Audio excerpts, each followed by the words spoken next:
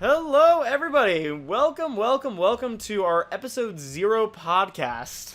I don't think we came up with a name. I was just thinking about that as soon as I pushed record. It's like, we didn't come up with it. We'll get there. Just say, it's episode 0. We don't need to have a name yet. If anything, you'll probably see the name of it underneath this at the end. Probably, yeah. Video, so don't worry about it. Yeah, we're two dumb people. We didn't really plan ahead We like planned we should. everything else but a name. We're horrible about this, aren't we? Yeah, we are. Well, anywho, we'll probably think of something halfway through this as we go. Yeah, probably. So, welcome everybody. As for those that follow me on Twitter and follow me on Twitch, my name is Commander Crescent. I'm Svelger. And we want to do a podcast. It's something that we discussed doing about a year ago, but due to some stuff that was going on back then, we weren't really able to do it. Yeah, school is a bitch. Yeah, but since, yay, I'm graduated finally, I don't have to worry about it. And I'm a part-time student, so my credit load's a lot less than usual. Yeah, so we're actually at a really good spot right now to where we actually have time to do this. I hope to get back to streaming, but work's been a very interesting beast to quell at the moment to be able to pull that one off. Sucks for you. I'm unemployed. Yep. By choice, for the record. By choice. I encourage her not to be working in the middle of the school year because I want her to be able to focus on her degree and her getting her grades done, and I can bust my butt because I don't do anything else otherwise. Yeah. Sorry, if you see me looking off, I've got a bunch of stuff on my computer off to the side, and maybe one day we'll just show, like, our fucking janky-ass setup. Like, this is a ghetto-ass setup for a podcast, but I have news. I'm also watching one of my favorite podcasts, which is Dropped Frames. He's setting up JP's setting up everything for E3, so I'm watching him get everything set up, which is fun. Mm-hmm. He had fucking one hilarious for Admiral Baru, but all right, well, let's swing into it. Yeah. So as we discussed, this is our episode 0, and this is also our pre-E3 podcast. Yeah, this is why it's kind of episode 0. We wanted to start with E3, but there's a lot of shit to cover for E3, so we figured we'd just start the week before E3.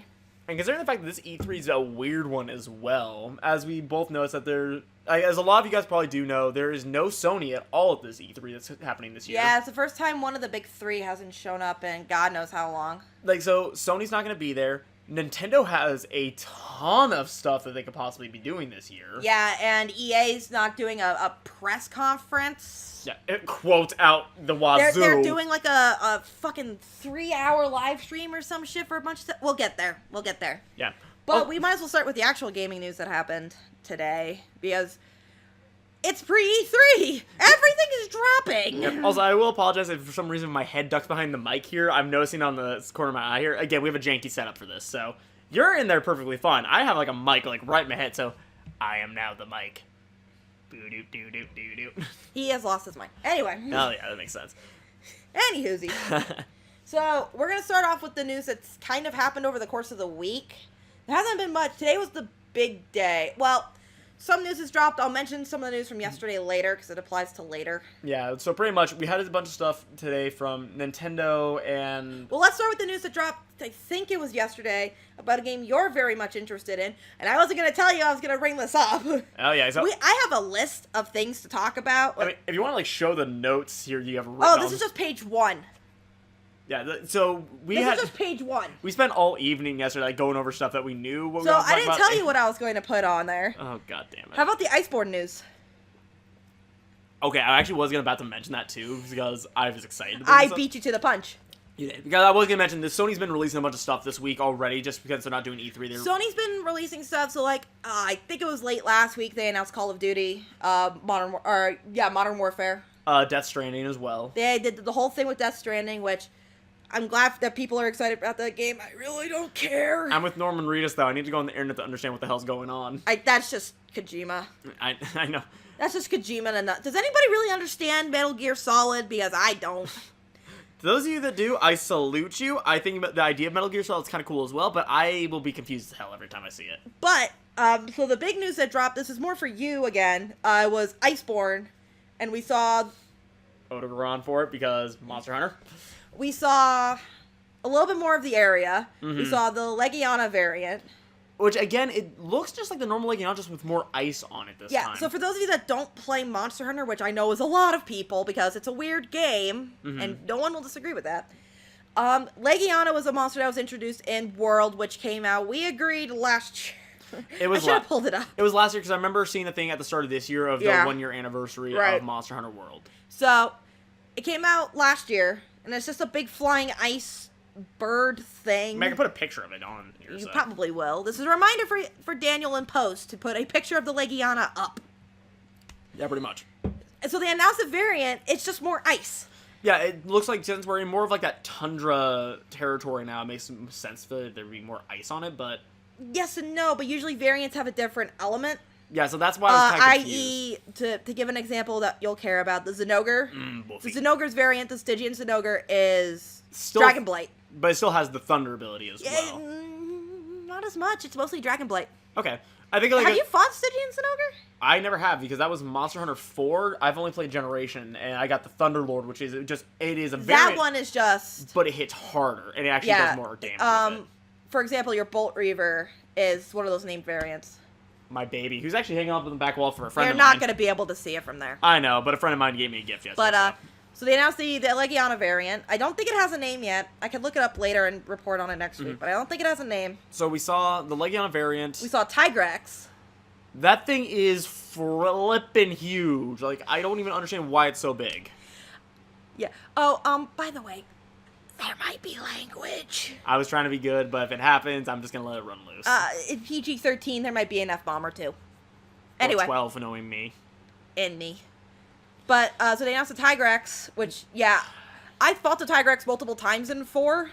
I fought the Black Tigrex, and I fought the Molten Tigrex. I have not. And I fought the Tigrex that was angry. Oh, right, with the, okay, I know exactly what you're talking about. I can't remember what that's called. In 4U, it took on, like, the Gormagala's Blight. That's what it was, the Blight Tigrex. Yeah, so it took on Blighted Tigrex, and it took on the Gormagala's thing, and it was even more aggro. The one that I get in Generations is the Grimclaw, which actually does ice damage. That makes sense. But yeah, so the thing is, Tigrex normally is a pretty decently sized monster, but for what we saw in World, that thing is way bigger than it normally is. Like, the clip they showed for the Tigrex was it fighting the Otegron, and it was easily twice the size. Well, and that's the thing, if you guys have played World, you've seen how big the Otegron is. He's a pretty big little monster. Again, reminder for Daniel in post to put in a picture of the Otegron to kind of give a bit of a visual, like... Yeah, this way, if you guys have never seen it before, you guys kind of get an idea of what you're looking at. Angry pupper. Very angry pupper. But the thing is, though, is that you're right, though. The Tigrex is double the size. About twice the size. And it got ragdolled by the Tigrex. Yeah, and then they showed, they teased Glavenus. Yeah, the Glavenus. I keep wanting to call him by his Japanese name because that's what I know them all as. The Dynavaldo. Yeah, Dynavaldo. Yeah. But that's the thing, and that's a better name than Glavenus. I'm sorry. I've had this opinion forever. She has. But it's better. I'm sorry. Anyway, moving on. The thing is, though, is like the Glavenus was teased as well. We actually got to see the... Do we have a release date for Iceborne? There has not been a release date yet, I don't think. Let me check. Yeah, so... I thought it was September. It would make sense, in all honesty. All I know is that we had that tease. We got to see the new Elder Dragon fight a little bit. That's terrifying as hell. We know that it has actually a connection to the Legiana. That new one looks like shit. Another reminder for Daniel, put up a picture of this. It looked like Shantian from, like, Monster Hunter Online. Yeah, it's like... Just look up Shantian, you'll see what I mean. Yeah, but the thing is that... apparently it has a connection to the Legianas, which is interesting. Yeah, release date is September 6th. Okay, thank you. You're welcome. So that's actually funny. That's 4 days after our anniversary. I think I know I'm getting you as an anniversary present. You don't have to get that as an anniversary gift, I'm still going to. We're obviously going to do other things still. Probably, yeah. Besides, if anything for you, since you're having trouble trying to keep up with Monster Hunter for different reasons, and that's kind of why I've taken the mantle of kind of doing that more in our house. So it's easier for me on mobile, on handheld. Because I played 4U, I played 3U, yes, in that order. Mm-hmm. I played Generations a lot. And then you played a little bit of World. And I played a little bit of World. One of the nice things about Monster Hunter is the ability to play with other people. Mm-hmm. And just find a team of 3 randos, jump in and do a bunch of fights with them. It's one of the reasons why my Monster Hunter 4U file has over 300 hours. And it's not because I actually haven't gone through all of the story missions in 4U. Mm. I just played so much online. And that's the thing, for me playing Generations, mainly because since I have Generation U now, I don't have access to the online feature because we don't have the Nintendo Online thing. Yeah, and then to play online in Monster Hunter World, you need PlayStation Plus. Yeah, which We found out way later on the fact that if one of us had PlayStation Plus, the other could use it, but we found that out a little way too late. too late. Yeah, so all of the people that we... And I don't really like the online feature of World too much. Like, I like being able to get into a lobby with a bunch of random people. And the drop-in's kind of helpful, too, if you need help. Sure, that's the only part of the new game I like. But I like the old game where you got into a lobby, and if you got a good lobby, which I have had plenty of good lobbies in 4, where you drop into a lobby with people, and you take turns putting up missions. And I've had a lobby where we played for 8 hours, and all of us just took turns. And when one person would drop out, another person would come in, and we would tell them the rules. And if they didn't like the rules, they got out. And if they did, they just stuck with us. It was me and the same 2 people for about 8.5 hours one day. And then we sent friend requests at the end of the night because we played from 2 p.m. my time to like 10:30. And so we were all getting tired because we've been playing all day. Your hands must have been hurting like hell. It was cramping because this was on my old 2DS. The Monster Hunter claw. Yeah. And so we all said, it's like, hey, this was fun. We all shared friend requests with each other. Like, we shared the guild cards. Yeah, this way, in case you know when someone's online. We all went back online the next day. We found each other, and we sent each other messages to get back into a room. And we played another 4 hours with that group, and then my internet died. Oh. And I couldn't find them again. Lame. But yeah, so I don't really like the new online mechanic. I especially don't like the fact that you have to pay to use it. The pay-to-use system is really dumb for that aspect, but you have to understand, though, considering the fact that they have not been charging any update fines or anything for them, I feel like that was kind of the deal for Sony to have it. Sure, but they didn't charge for the DLC on the handhelds either. And on the handhelds, at least for 4U, they release DLC every month for a year and a half. So they didn't charge for that either, and you could still just go online and play with people. It could just be the console thing, though, probably. I get it, but I don't have to like it. You don't have to like it. I don't like it either, and I have not played World in a long while. I think it's like the Cool Taroth when that came out was about the last time I played. Yeah, Cool Taroth. That was the last time I played World, but knowing that Iceborne's coming up... No! Cool Taroth wasn't the last time you played. You played when Apex came out. Not Apex Legends, I can't remember it might have been the Kieran. It was, oh god, yeah, that's what made me stop, I think. That's what made you stop was the Apex Kieran. I couldn't kill the fucking donkey. Nope. I tried so hard. We can save a good portion of this for another episode when we talk about Monster Hunter. Which will probably be when Iceborne comes out. A little bit closer when Iceborne comes out, so we can save a lot of this discussion for later. But this trailer came out, so it gave us some talking points. So that's why we wanted to go over that one. So there's that. In terms of other news, THQ Nordic announced a thing. Oh my gosh, we lost it this morning. So, one of my favorite games from the GameCube era was SpongeBob Battle for Bikini Bottom. If you guys haven't played it, or seen my stream of when I played it, or seen his stream of it, it is a great platformer. Like, the controls are actually responsive, and I will say this for emulator. I will not say what emulator we use, and I will not say where we found it, but the emulation is actually super smooth on it. I just want janky Mrs. Puff back. That's all I want, is her tweaking out. To tie into what he's saying, they announced, THQ Nordic announced that they're going to release sometime next year it's SpongeBob Battle for Bikini Bottom Rehydrated. So, obviously, joke of remastered, but there was one extra thing that they added, which I thought was cool. The multiplayer. So maybe you get to actually go through the story with multiple people, which would be nice. That'd actually be kind of fun, or they maybe take, like, old concepts from, like, other SpongeBob games, so you have, like, SpongeBob, like, go-kart things, like, little mini-game jokes for the multiplayer. Yeah, probably. Or, if anything, just, like, some of the mini-games you have to play as SpongeBob, where you're, like, doing the bowling thing and having to do things like that with That'd be your pretty friends. neat, actually. Yeah. I'm actually super excited for this. They released some screenshots. Daniel, you know what to do. Yeah. They released some screenshots of SpongeBob, Patrick, Sandy, and King Jellyfish.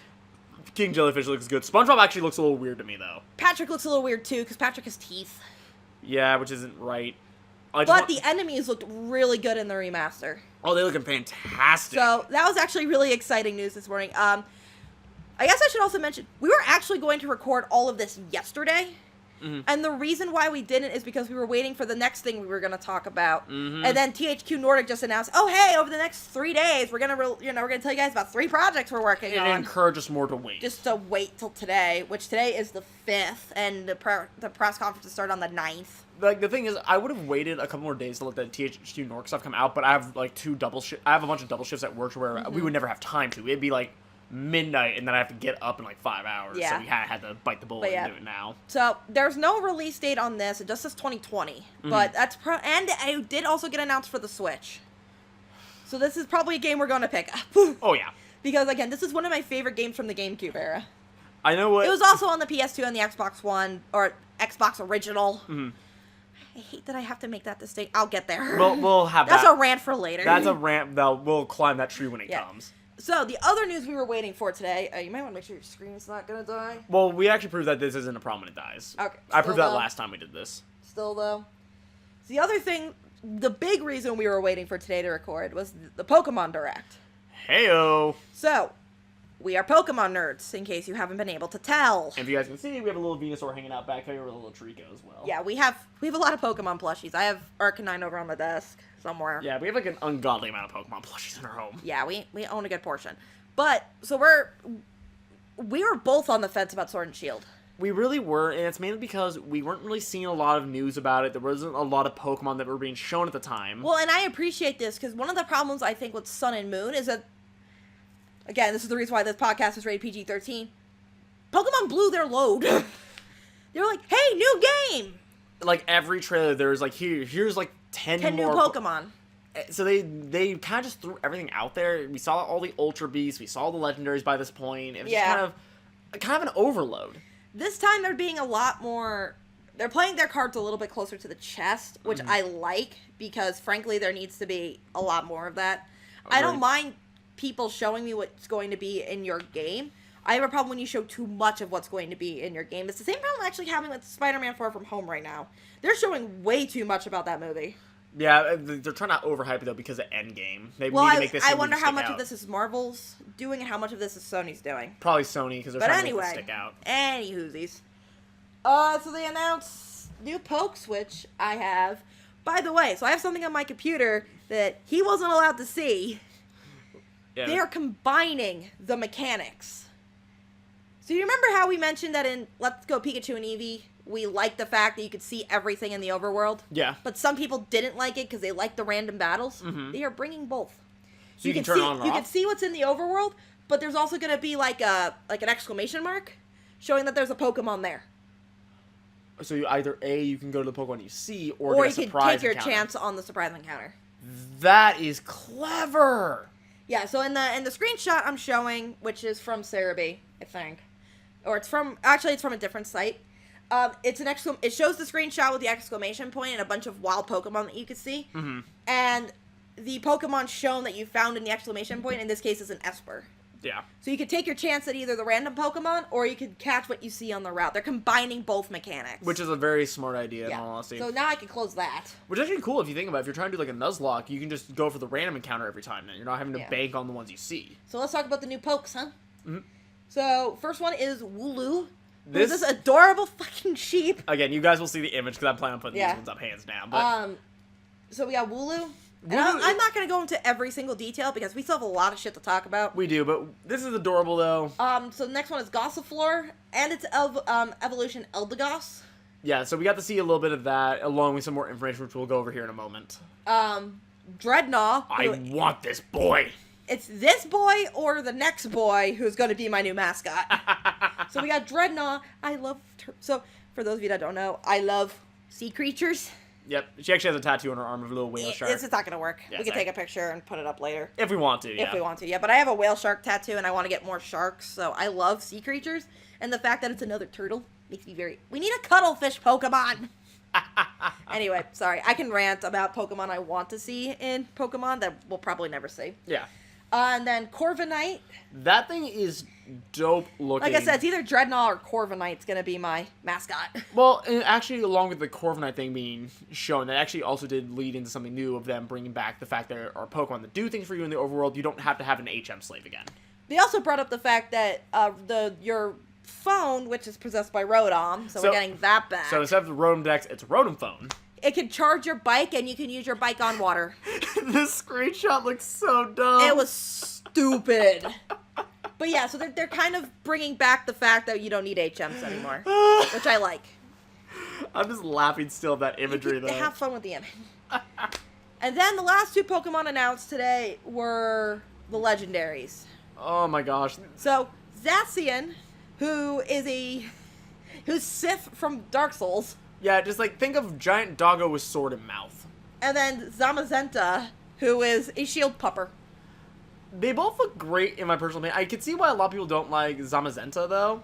But I love both of them, and I want both of them. As do I. They're both really cool. One of the things that we were waiting on was to see the legendaries, because that's how we've always decided what game to play. We knew they were going to be wolf-based, though, because obviously Sword and Shield, you've always seen the wolf head on the two pieces. But we weren't sure, like, it's like, I don't know, Ultra Sun and Ultra Moon wasn't great, we're kind of burnt out, and then we see all the Pokemon shown today, we're like, never mind. And to those that like Sun and Moon, I understand why you guys like it, but for us, it just was kind of the weird generation we just weren't big fans of. It kind of stung a little bit. Yeah.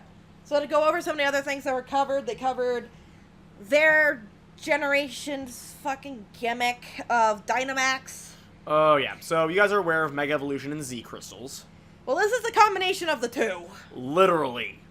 You basically, this is how I'm going to describe it. You take a Pokemon in a Pokeball, you do some magic shit with a bracelet, you throw it up, and it turns into Godzilla. Well, also explain as you do magic shit with it, the Pokeball goes from a normal size to like the size of a fucking beach ball. Like, oversized beach ball, and then you, like, hug it with both hands behind you. It's the equivalent of, like, if for those of you that knew what the Gorochu was back in the day, this is how you pretty much get the equivalent of a Gorochu now. Yeah, so there's that. They also announced raids with that, and I'm glad they're bringing in raids from Pokemon Go, but God, this is stupid. Especially that the dumbass decided to bring a Flygon to a raid against a Weavile. This is just dumb. But the fact of the matter is, it's like, it's their gimmick for this generation. The idea, though, is why we mentioned it's kind of like a combination of Mega and Z, though. Because it looks like the equivalent of them getting, like, evolved to another level by them getting oversized.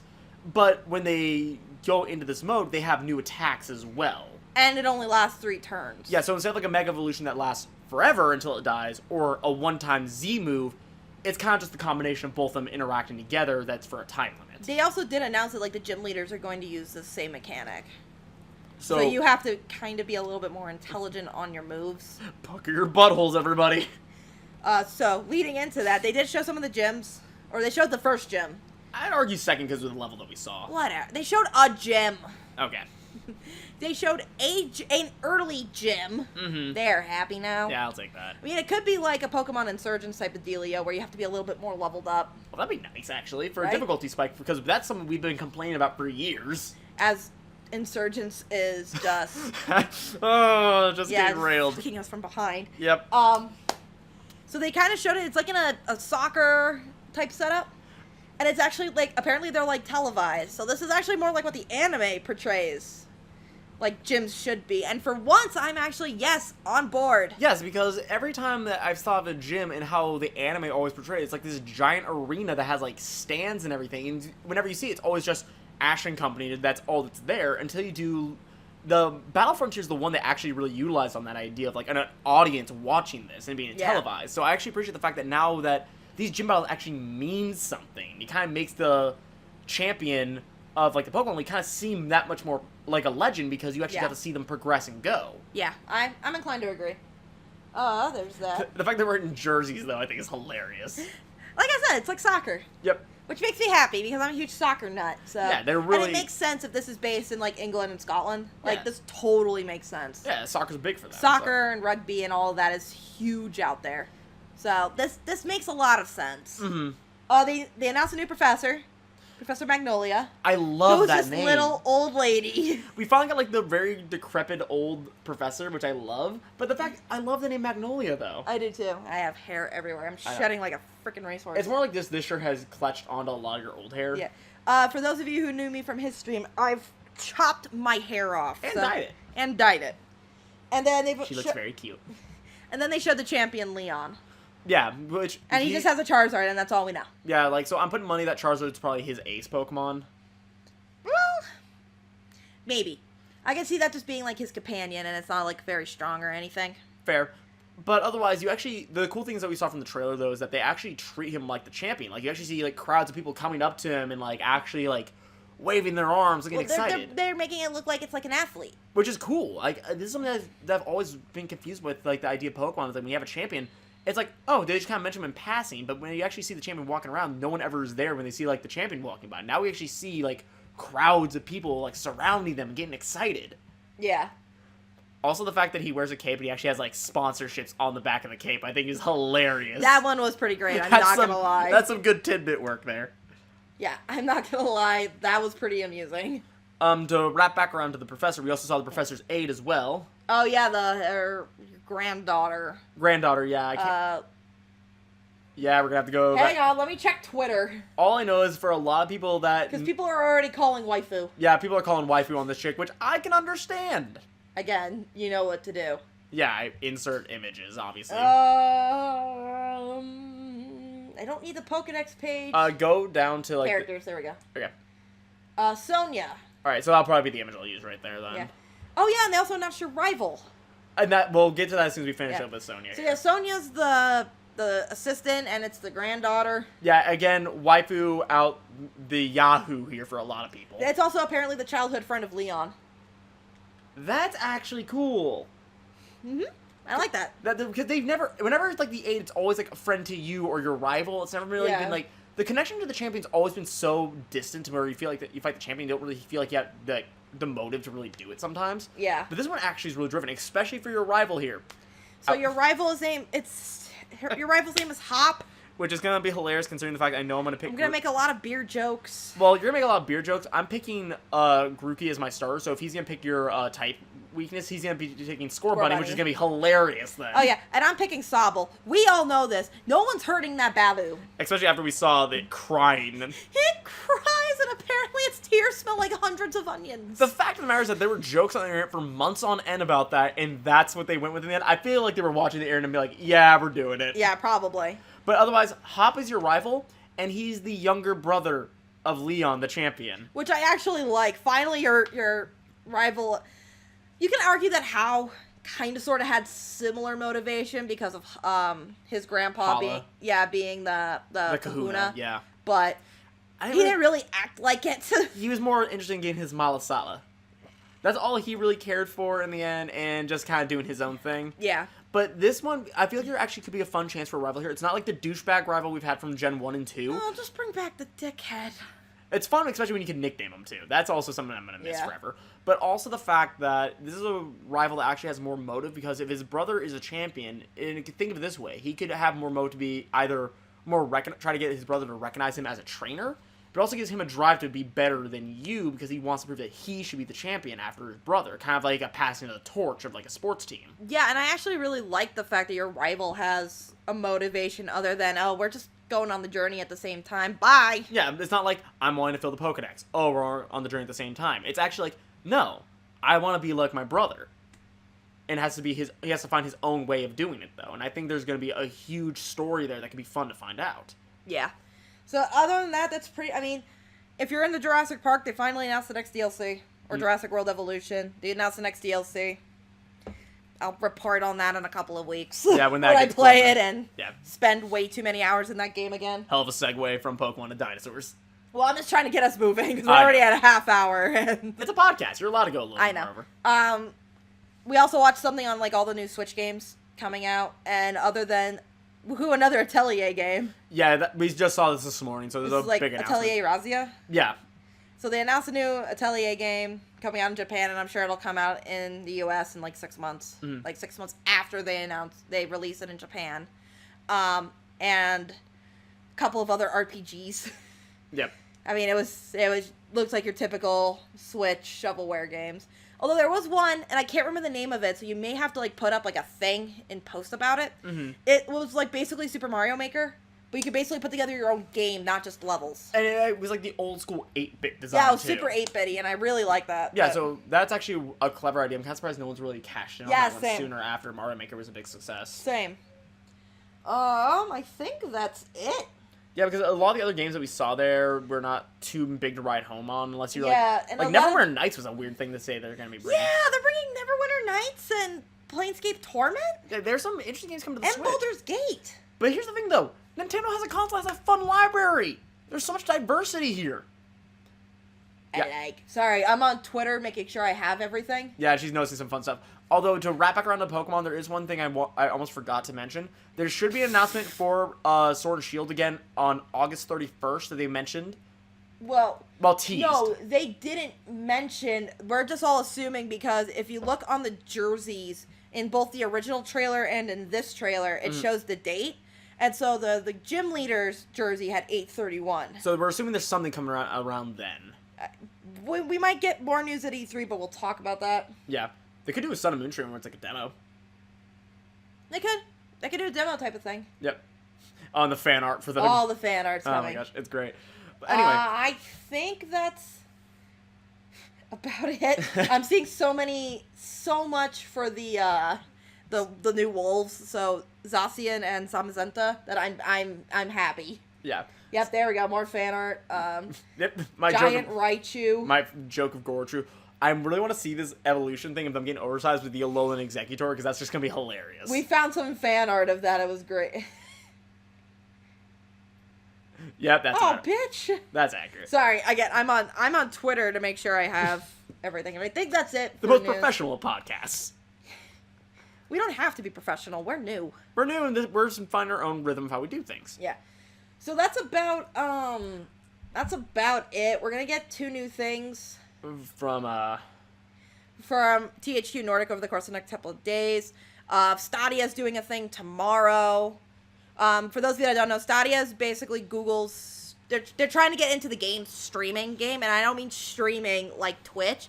I mean like actually streaming a game to your console. I really don't know how to feel about that as a historian who's all about preservation. Mm-hmm. But I guess it's the next logical step. That's kind of... I don't have to like it, though. No, you don't have to. So with that, that's pretty much all the news that we have up to now. Oh, today's pun is like a deer fly? Oh, Jesus. Horsefly? Probably a joke on horsefly. Probably a joke on horsefly. Sorry. Yeah. And stop going to Twitter. I'm trying to make sure we have all the news. I know. I think we have everything, though, other than really more adorable sheep. Yep. Again, Mulu has kind of taken the internet by storm. Yeah, Wooloo. Or Wooloo, I mean, my bad. Wooloo is so freaking cute. Yeah, so that's taking the internet by storm right now. So enjoy that if you're on Twitter. You're going to be seeing a lot of that shit for probably a couple weeks. Oh, god damn it. I look over right when I see one, it's like, oh my gosh. Okay, I'm taking this down. Yep. We're going to be there. Happy now? Because we won't stop looking over there. Yeah, happy now? Yes, sorry. Alright. But, so, at this point, we have all that news that's come up to this point. Yeah, and there'll be more shit that's coming out in the next couple of days, and if there's something big, we'll mention it next week. Yeah, because next week it will be our official E3 podcast, where we'll be going over all the conferences. So whatever games THQ Nordic announces in the next couple of days, we'll make a reference to it. Mm-hmm. Because I'm the one who takes all the notes, so. I know. Again, and if there's something interesting in the Stadia conference tomorrow, I'll let you know, but I don't... Again, I'm not a huge fan of the idea, but I can understand why people are excited. Yeah. I don't have to like it, though. I know. And it's also just kind of one of those things that's hard for me to be able to, like, do the notes, especially when I go to work all the time. By the time I come home, like, I'm just shot mentally. But, so from there, we have all of our stuff for E3 that we have either A, for conferences that have been confirmed, our predictions, and hopes. Do we want to do wish list before expectations? Let's do wish list first, because I feel like that kind of helps. Let's do wish list, and then we'll, like, enter break, like... And then we'll go into expectations, because there's a lot. Yeah, there is a lot of stuff. So, I guess I'll start then for wish lists for E3. Okay. So, let's specify these wish lists. These are games that we would like to see that we know are not coming. Yeah, like, these are, like, the Hail Mary things that we would love to have one day happen. We know there's no way in hell they will. Or if they do, some black magic shit has happened, and some people have making those fucking summoning circles like they have for Animal Crossing lately. We just weren't specific enough last time. We got an AC, it just wasn't Animal Crossing. We just weren't specific enough. Alright, so I'll start. So, one of the things I want to see, I know Darksiders 3, and this works because THQ Nordic's is announcing a bunch of shit this week. Yeah. So this actually might be one that we see, it just probably won't happen until 2020 or 2021. Yeah. One of the things that I want to see, and I know Darksiders 3 was really disappointing to a lot of people, and I can understand why. It's not the same dev team, and it didn't seem to carry over the same feeling from Darksiders 1 and 2, but I would like to see Darksiders 4 for no other reason than to fucking let this series end. Yeah, like, just let's play with Plight. I think that was the last one of the Horsemen. Let me take a look. I'm pretty sure that's the last Horseman's name, if I'm guessing correctly, but just allow all 4 of the Horsemen to get their game. This way it's all rounded out, and everyone can be happy about it. War, Strife, Fury, and Death. So it'll be Strife That's for what it was, the last Strife. game, because Fury was Darksiders 3. Yeah, so Strife is going to be the one, so I can understand you wanting just to wrap out the series to have all 4 horsemen get their time in the sun. Yeah, let's just end this shit. Yeah. Like, 'cause again, if especially if it's not going to be a good game, let's just end it. Yeah, like, I agree with Ko said when he did his review for it, though, is that it's not a really memorable game. They tried to take it and make it Dark Souls. And anybody who's played Darksiders 1 and 2, which you're still going through 1, and I've played 1 and 2 in the past, although it's been a long time, it doesn't play like, it's not supposed to play like Dark Souls. It's supposed to be closer to a hack and slash. And so they really try to treat more of the Dark Souls temperature for doing that. And I get it because, like, Fury was more acrobatic to where that would work a little bit better, but at the same time, though, it doesn't really follow the same flow as the past 2 games. And I can understand wanting to evolve your game, but And- I don't think that was in the right direction of evolving. And especially with being a new dev team as well. Yeah. So maybe we'll see something on Darksiders 4 and it's be like, oh, this is coming out in 12 years, but at least we'll get something. and that's the thing. At least we'll see something, but we'll find out. All right, you. I'm trying to remember the games actually you had mentioned, because... I have the list. Alright, let me see here. Thank you. You're welcome. So, for me, one of the ones this has been announced, but I know they're not going to say anything this year about it because it's been kind of put into dev hell at this point now. Yeah, this one's in production hell. Yeah, so it's Digimon Survive. The reason why this one's kind of gone to development hell at this point is because they had to announce that they had to push the game back because they had to redesign the game from the ground up again. And I saw a thing the other day for it, and all it really was just them talking about the history of Digimon and what they're kind of going for.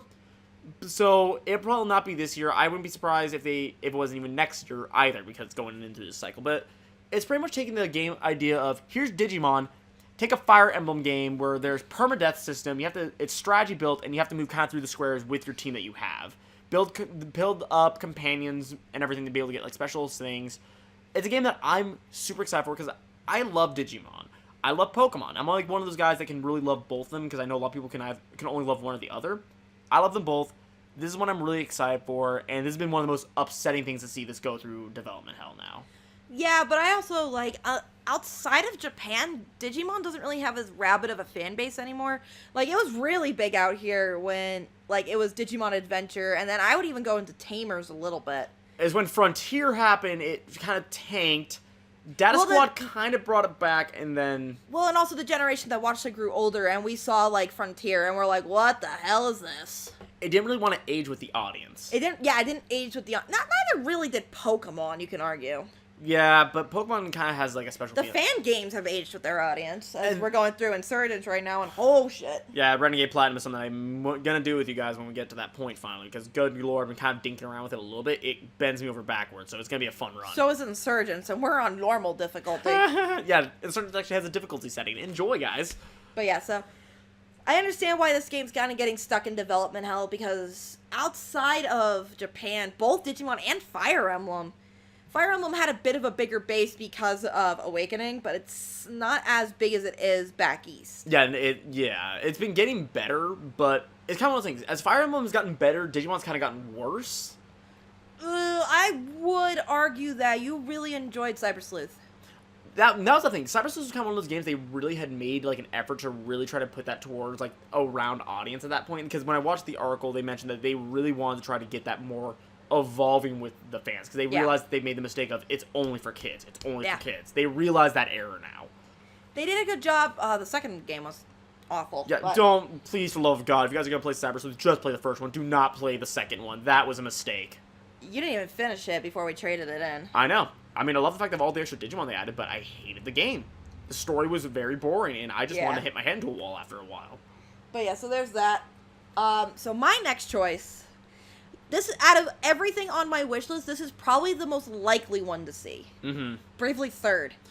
That we're at that point now where this is a high possibility. So, Square Enix is the team that developed Bravely Default and Bravely Second, announced they weren't going to do a Bravely Third until their new project. That new project ended up being Octopath. Love the game, hate the grind.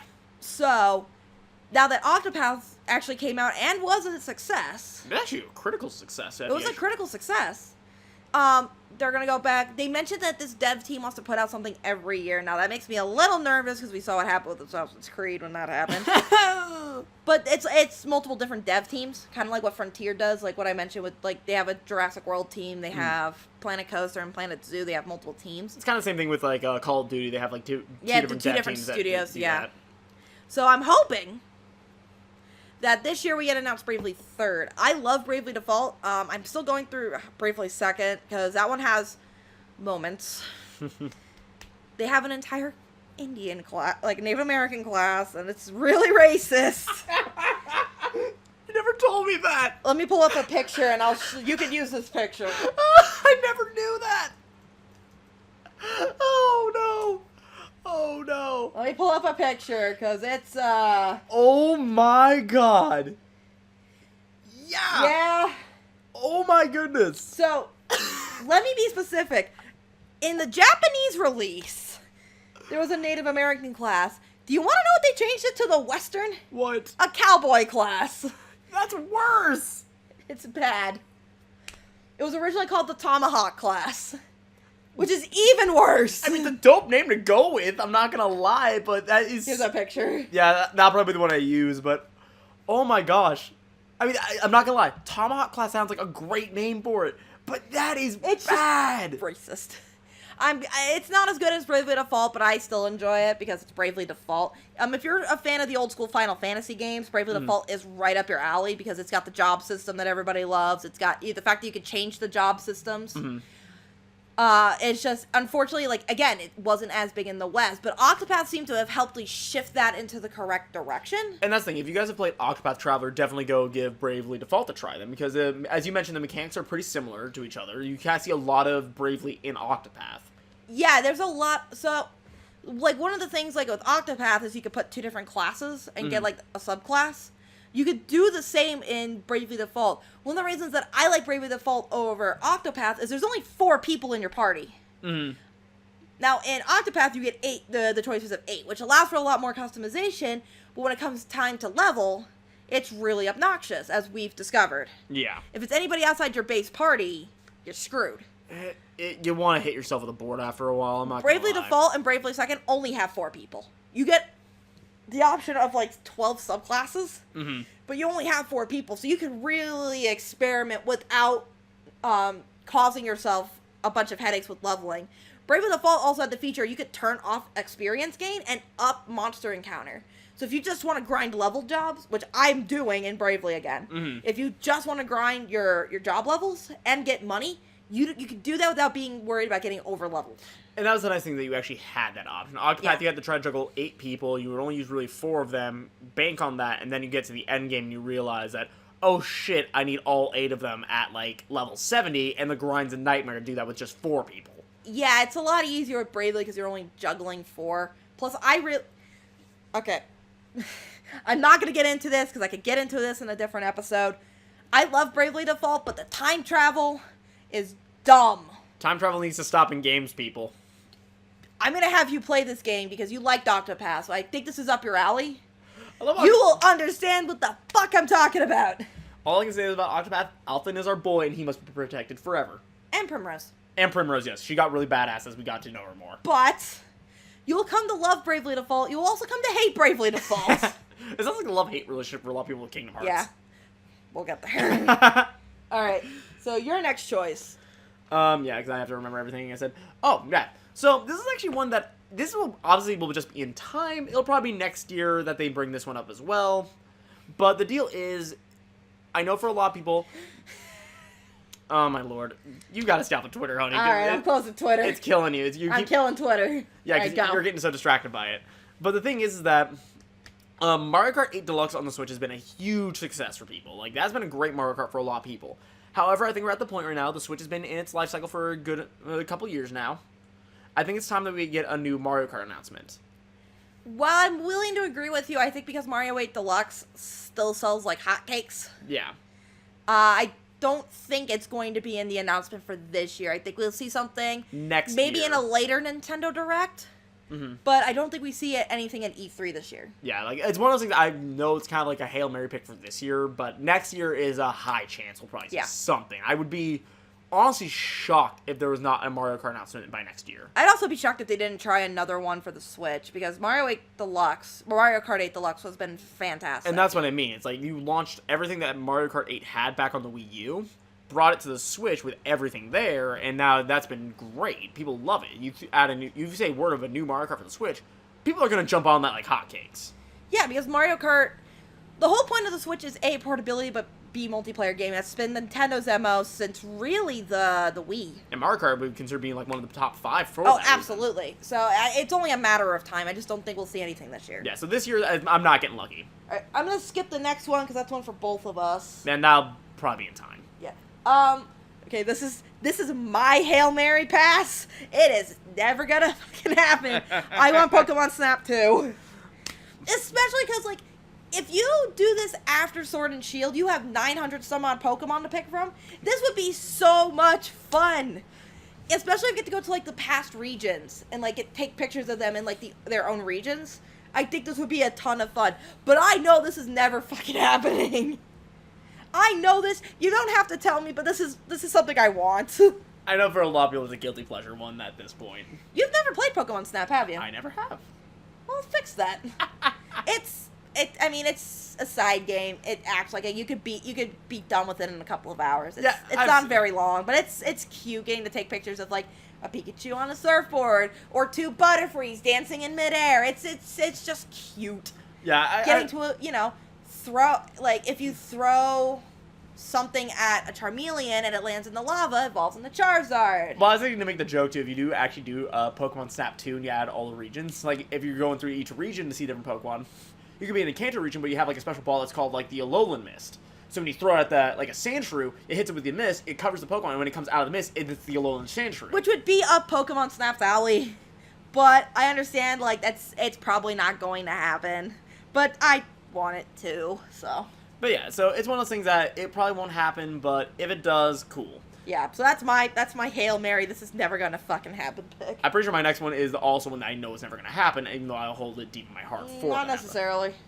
Ah, yes, that one. I was thinking the other thing. Yeah, you were thinking the other thing, and ow, I was in my ear. Sorry, my bad. The one that I'm really hoping for, which is a huge possibility, especially after the incident. I think it's the best way to describe that. We're not gonna call it anything. It's the incident. I think that's the best way to describe that one. What I'm hoping for, which it probably would be, if it's this year, I'd be honestly really happy, but also kind of shocked at the turnaround for it. But I think it's more of a chance it'll be for some maybe next year and maybe in a couple years. Mass Effect Remastered. So like a remastering of the first Mass Effect game. You just want the first game. You don't want 2 and 3? I want all of them remastered, but I think start with 1 though. I think with all the shit BioWare's going through, it ain't happening. It ain't happening. After the accident of Andromeda and then Anthem. Which one was the incident? Yes. Okay. The thing is, like, I know for a lot of people they could find fun in Andromeda, and I understand there's some hilarious, stupid things you can do in that game. But Andromeda still had its problems nonetheless for those that were big Mass Effect fans. If you take Andromeda for what it is, it's an all-right third-person shooter. If you try to take it as a member of the Mass Effect family, it's awful. It is. And then there's Anthem. We don't talk about it. We haven't played Anthem, and we're not going to talk about it. Yep, let's just not even go down. We'll keep going on a rant. We're not talking about it. Yeah, there's a rabbit hole we'll just avoid, period. The thing is, though, I feel like for anything coming out of BioWare, it's probably going to be hard to get anything really good out of them unless we get, like, a major apology for Anthem's accidents, probably. Especially since again, we're not talking about it, but their latest update with the Cataclysm, I heard, was disappointing at best. Yeah, so it comes down to the fact, if they're going to do anything, I feel like a remastering of Mass Effect 1 right now would probably be the safest bet to go with at the moment. Just something to kind of reassure fans that, hey, like, we still care about what we're doing here. It's just we kind of need a little bit more time to kind of get some things going now. We'll talk about this probably in a different podcast, but one of the worst things a game could be is boring. Yeah. It could be a great game. It could be a bad game and you can still get laughs out of it. But if it's a boring game where I don't want to finish it, I think that's the worst thing because I don't think I finished Andromeda. You didn't. I did. You just mainly did. out of spite, though. And I was disappointed at the end I've tried of to that restart game. Andromeda 3 times because as anybody who plays an RPG knows, You'll pick up a game after a couple months, have no idea where you are, so you restart the game, and then you just start this vicious fucking cycle where you never beat the game. This is a problem I'm actually having with Tales of Vesperia. I'm trying not to restart because I don't know what I'm doing. Really? That's I have no idea where I am. That's... I have no idea what I'm supposed to do. But you have to take But I a don't test. No, that's a Telly. Oh, right. Tales of Vesperia is the one on the Switch. That's right. But I have no idea where I am. So that's why I haven't played it lately. Yeah, because I picked it up when I was over at my friend's. Mm-hmm. Hopefully that didn't get picked up. I picked it up when I was over at my friend's house, and I'm sitting there like, what the fuck am I doing? And I don't want to restart because, again, vicious fucking cycle, but I have no idea where I am. Oh my god, I'm sorry, honey. This is a problem with RPGs. So that's the kind of thing that happened with Andromeda, where I tried to restart it to try to give it a fresh look, especially because I replayed the trilogy not that long ago. Mm-hmm. So I was like, okay, I replayed 1, 2, and 3. I'll pick up Andromeda. I think I went back to Harvarl, and I'm just like, I'm bored. And that's the thing. The game hits a spot unless you can really make your own fun out of it, which kind of is a challenge unless you have the right abilities. It's hard to do. Oh, the tech class is broken as shit. Oh, we've all agreed to that. We all knew that was broken, and you didn't believe me when I said how busted tech was until after you finally used it. You realize how busted it truly is after all these years. Oh, yeah. The fact that Overload, since Mass Effect 1, has always been broken. Infestation's pretty busted, too. And that was a special one for Andromeda. That was a special one for Andromeda, but it was busted, especially if you combine that with Overload or, like, the ice, the cryo beam. Oh, yeah, so, like, yeah. Overload, take the shields those out, cryo them to frozen, and then just start capping them with a sniper rifle, you will just win, pretty much. Yeah, and then you don't use as many bullets. You don't use as many bullets, or incinerate. Like, in all honesty, like... We'll probably have a Mass Effect-only podcast, because we are both really big fans of the series, yeah, and like, Andromeda disappointed us, I think, in different ways. Like, I feel like if we get the announcement for a remaster, that'd probably be the time. Yeah, probably. But it'll probably be a while till we see that one. So next up on your list for... This is actually for you. This is not something that I necessarily want. But this is something that I This is wanted. something for you. I was going to bring this up later, but we'll bring it up now. One of the studios that Xbox picked up was Obsidian. Yes, this. And this is great for Obsidian. Hopefully they don't succumb to curses what happens to studios when they get picked up by a bigger company. Yeah. At least it wasn't EA. Mm-hmm. But Pillars of Eternity 2 is a great CRPG, and you're getting into the genre. Yeah, I've been playing a game called Pathfinder Kingmaker. Kingmaker, yeah. Yeah, Kingmaker. That has been an amazing game. I've loved that so much. I've already invested 60 hours, and originally I was playing through as an elf, and then in the end, I ended up buying a special pack which for $8 gave me the Tiefling race, along with some extra stuff as well. And I'm actually replaying through as my Tiefling right now, and I fucking love it. I'm already 60 hours into the amount of time I've played already, but I'm probably at least 10 hours into this Tiefling, and I'm having fun still, even after restarting. The game didn't start off great. Like, well, in its development on hell, it was a Kickstarter game. It released. It was buggy as fuck. It had its problems, and then they fixed it, and it's great. But you're just getting into the CRPG genre. Genre I'm surprised I never got into sooner. One of the better games is Pillars of Eternity and Pillars of Eternity 2, and now that Obsidian was picked up by Microsoft, I hope it's released to Xbox for you. Yeah. So I think that'll make... I think this will make CRPGs a little bit more accessible to people who don't necessarily play them because they've been solely on PC. Well, in CRPGs, I feel like are kind of hard to put onto a console, personally, too, for the mechanics that we see like in Pathfinder. You really have to have a lot of key commands to do stuff fast. I agree, but again, I'm hoping. Yeah, and this is more for you. I don't think it's going to happen because you're right. You need a lot of key commands, and computer games don't necessarily translate to console super well. Exactly. So that might be a hard one to pull, but if they do, awesome. I'll be pretty stoked to play it. Yeah, like I said, I think this would be a great game for you. I don't think this isn't for me. I'm not super into CRPGs. Mm-hmm. There's just too much micromanaging for me. This is coming fresh from somebody who plays Jurassic World Evolution. And JRPGs. And JRPGs, which is all micromanaging, but it's too much micromanaging for me. I love it. Alright, next one for you is another remaster. Was it remaster? I thought it was the other one. Nope, it's a remaster. What remaster was I asking for now? Sorry, guys, I'm really bad at this. Right! So, this is one I actually feel like a lot of people will get behind me on for a remaster, because I think this is one we've all been I think out of everything on your list, this is probably the most likely one to happen. The most likely remaster to happen. Actually, the most likely anything on your list to happen. Well, Mario Kart is a given in time, obviously. Yeah, in time, but not this year. Yeah, but this is one people of Bethesda have been bitching for years, especially after the Skyrim debacle that's been going on forever. Of, hey, Skyrim's now on this console, now it's on this console, now it's on your freaking Amazon Echo. Which is still actually probably one of the best ideas they ever came up with. I'll be real here. I'll give them that one. It is. But the thing is that for all the remastering they have done for that game, there's one remaster of Bethesda that people have wanted that they need to do. Morrowind. Now, here's the thing, people.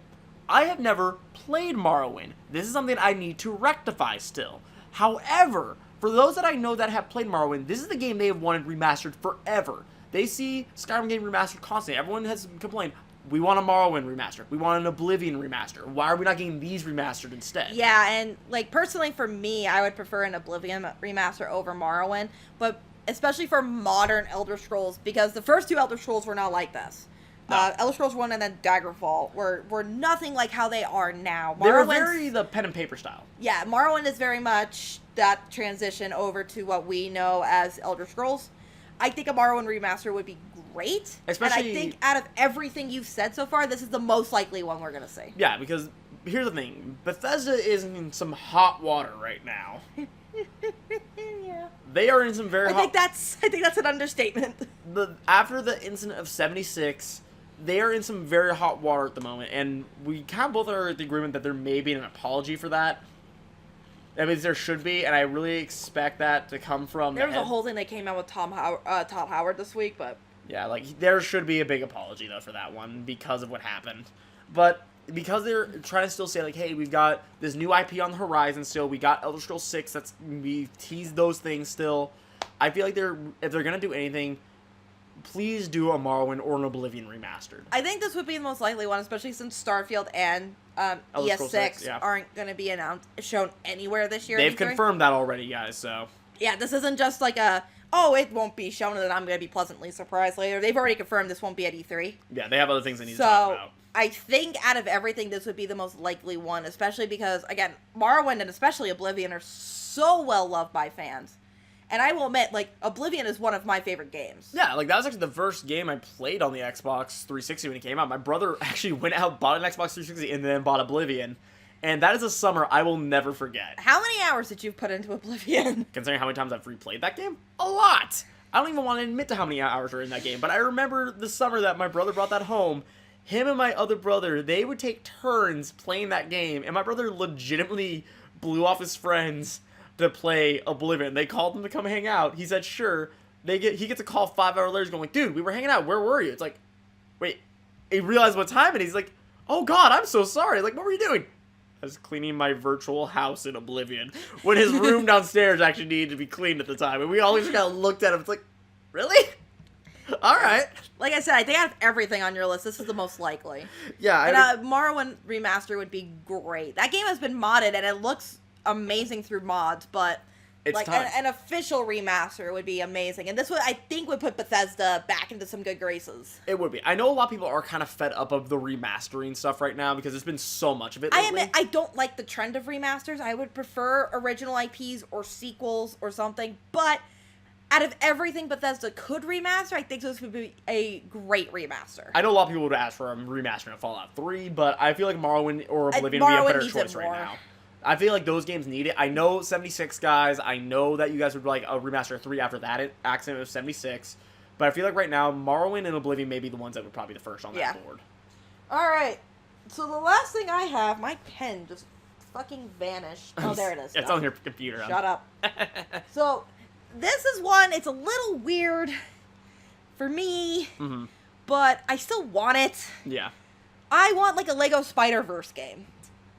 Again, after the success of Into the Spider-Verse, this is actually a possibility that maybe could happen. The Lego games are fun. No one will deny this. We're going through, like, the Lego Marvel games right now. You could be 8. You could be 80. You would still enjoy this game. It pretty much is true, though. Like, I played the original Lego Star Wars. Yeah, I have to. With my little sister. We went through Lego Jurassic World on stream. That was such a fun time for all you guys that hung out with us during that. That was amusing. That was a mess. We had that one little incident at the end of it. And it completely broke the game. But we were laughing our butts off still nonetheless. Yeah, I've played through Lego Harry Potter. I've played through Lego Lord of the Rings. We have Lego Hobbit that we're going to go through at some point. Yeah, we have all the Marvel Lego games that we're going through right now. We got a great deal on that one. Yeah, it was 3 games for like $50. 3 games for $50, but with all the DLC. With all the DLC included. So that took up almost all the room on your Xbox. It so was worth it. But I would love to see a Lego Spider-Man or a Spider-Verse game, because there are so many different, as Spider-Verse showed, there's so many different Spider-Men that you could do. There's so many different villains that you could do. Mm-hmm. They teased my favorite Spider-Man at the end of Spider-Verse, and I would love to see Spider-Man 2099 and be able to play as him in little Lego form, which you can in Superheroes too. Yeah. It's actually the main guy is Miguel. They really are kind of emphasizing like a lot of the Spider-Man guys in that one, so. And I have so much angst. But the thing is, the game is hilarious. But also the idea of Spider-Verse with the villains being fun, because every universe has like such a different equivalent of those villains. So, like, yeah. Example of Doc Ock. In Spider-Verse, we had a female Doc Ock, but we're also aware of the male one. Also, in the Spider-Man lore, for like in the Spider-Verse, there actually is a Doc Ock Spider-Man. Yeah. So there's so many possibilities of villains you could do, of like those kind of villains combining forces together against all the Spider-Men. Yeah. It'd be kind of fun to see them actually interact with each other. It's a weird request, and I acknowledge that it's a weird request when you could do Lego really anything. I mean, yeah, there's Lego for a lot of different properties right now. And Yeah, I don't think they're going to stop. This is like a big thing right now. Like I said, I don't think we're going to get it.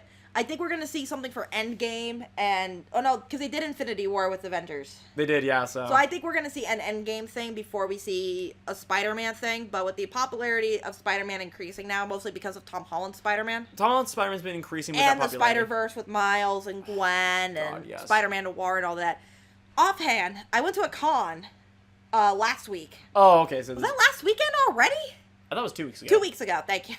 I went to a con 2 weeks ago, and it was the cutest thing, and I wish I took a picture of it. It was a little family. It was a dad and his 2 kids, and they were all dressed up like different Spider-Man. You told me about this. The dad was Spider-Man Noir.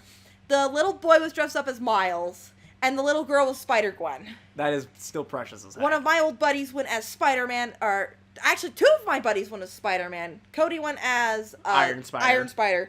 And my old breakdancing teacher went as normal Spider-Man. That's cool. And there was also a guy dressed up as Stan Lee.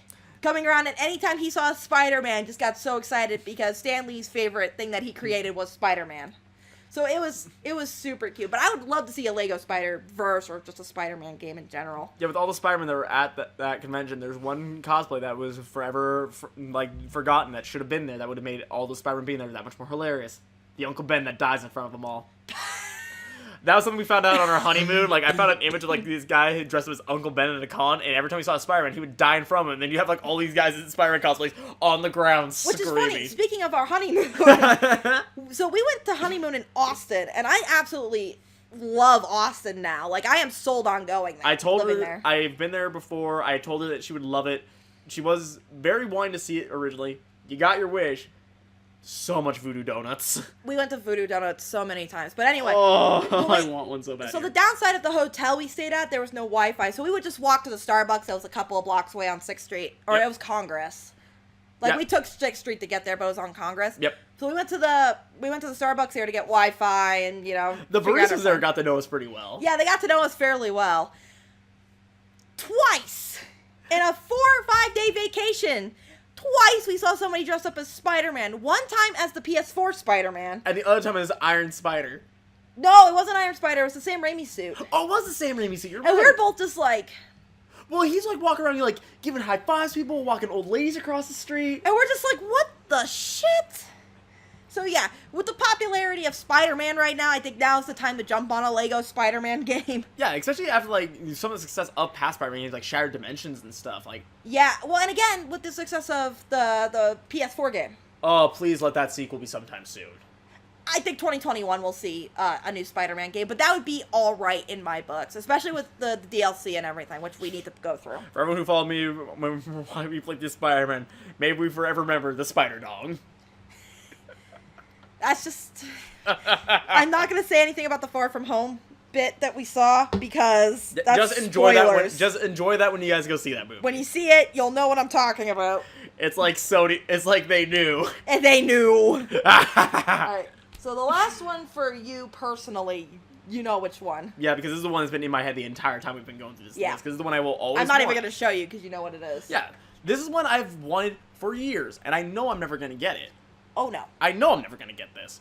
Star Wars Knights of the Old Republic 3. It's never gonna happen, dude. I know it's not. To specify this one for a lot of people, because you guys are aware of the original Star Wars Knights of the Old Republic and Knights of the Old Republic 2.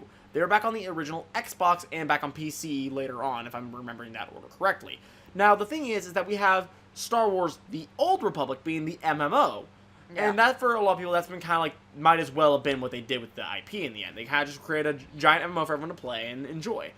I want Knights of the Old Republic 3 being back to that. You make your character, you have your party, you get on the Ebon Hawk or whatever ship you're going to have this time, and go through the story and the lore. Let Revan be a thing. And for the love of God, make Revan canon again.